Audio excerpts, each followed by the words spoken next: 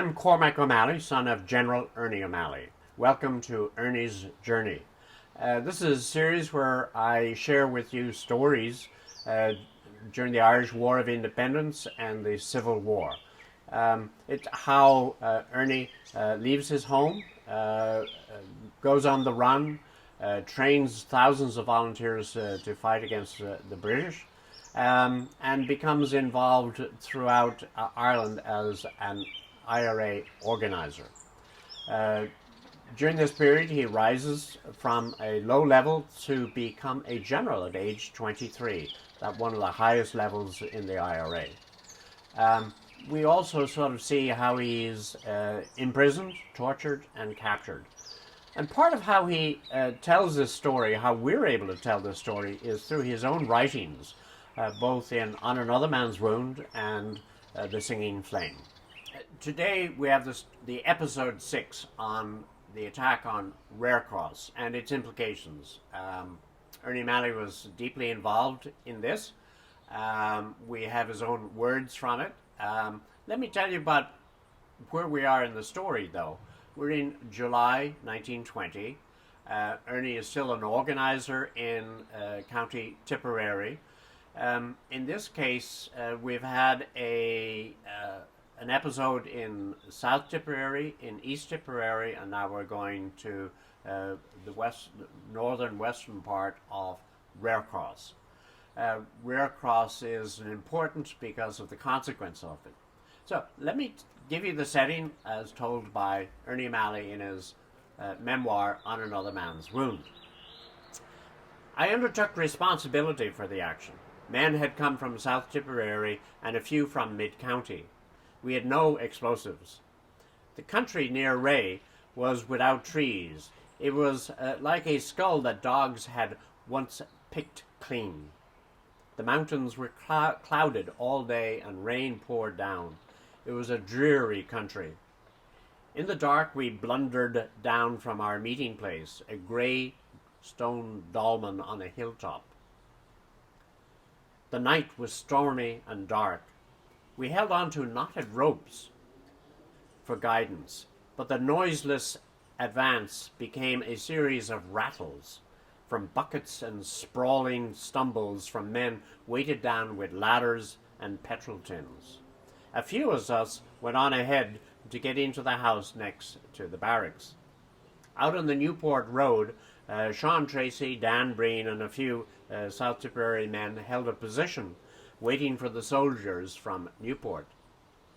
On the heights, our scouts had sods of turf steeped in paraffin. The number and arrangement of flames would tell us of the enemy's strength, formation, and direction. They had signaling flags to use when the dawn came. So, a couple of new things. Amusingly enough, the use of sods for signaling at night, because they didn't have the flashlights, and the sods would work.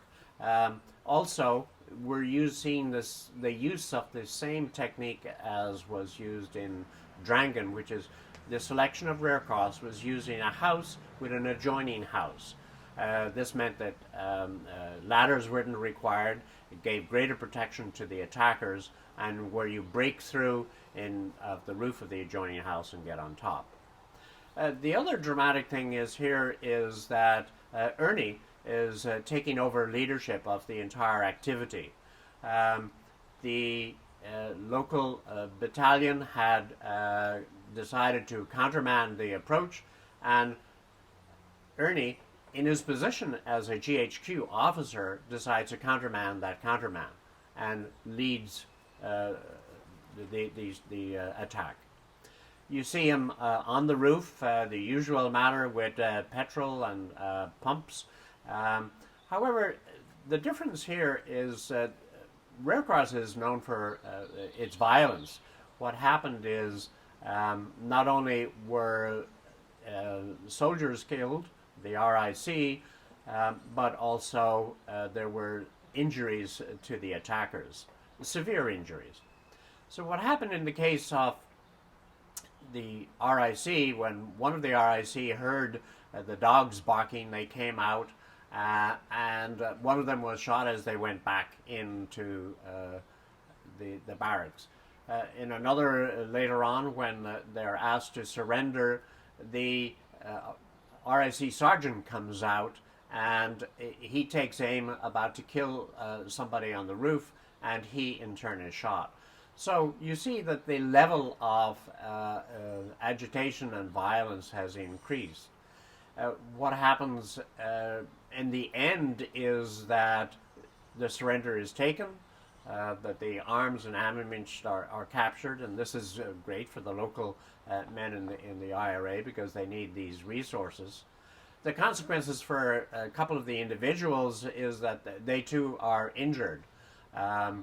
Ernie, in particular, has a dramatic explosion of a grenade, which sends splinters throughout his face and body, and he doesn't realize this until the end, in which he happens to be carried off on a stretcher.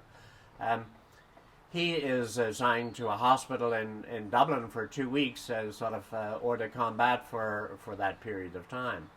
So Rearcross is remembered in Tipperary history.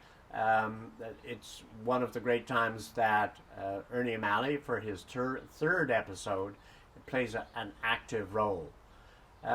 Tipperary is a great seat of Fenianism, of tradition of the land wars that have gone on, and so though we've only told 3 stories here, there are many other stories of great activities done by the men of Tipperary. So look forward to joining us for our episode in August 1920.